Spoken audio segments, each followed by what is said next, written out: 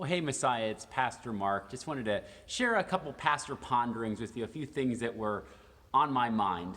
You know, out there in the world, it's sounding like things are slowly opening up, slowly going back to normal. I know we're having those conversations here at Messiah about how to maybe start having some in-person worship again, what that looks like when the governor and county health department kind of says it's okay to gather in a little bit larger groups of people.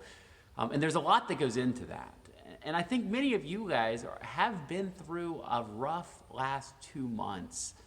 Some of you maybe have lost your jobs, or you look at your IRA account and it's way down, and you're wondering what happens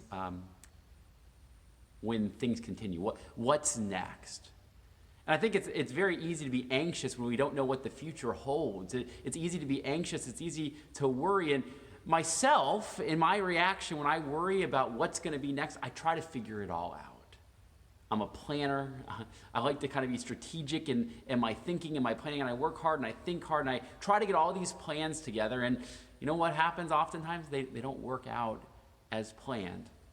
And as I was going through my devotion the last day or two, I came across Psalm 127.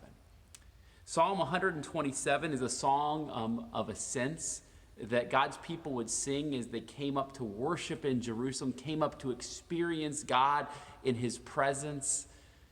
And this is what, it's a song of Solomon. This is what it's written. Psalm 127, beginning with verse 1. Unless the Lord builds the house, those who build it labor in vain. Unless the Lord watches over the city, the watchman stays awake in vain. It is in vain that you rise up early and go late to rest, eating the bread of anxious toil, for he gives to his beloved sleep. So if you've been waking up early and going to bed late like myself, kind of worried about what's next, God kind of speaks to us. He says, you know what, if you're trying to build the house on your own, if you're trying to build what's next on your own, you're doing it in vain. Stop and pause and trust in Jesus. You know, you and I don't know what tomorrow brings, but Jesus does.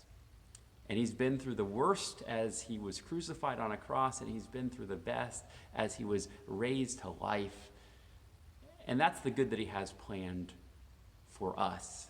He has your future. He's going to guide you. So if you're anxious right now and you're feeling just this labor toil in your gut right now, we'll kind of pause and take it to Jesus in prayer, knowing that Jesus is going to lead you. Jesus is going to provide for you. That's what he promises to do.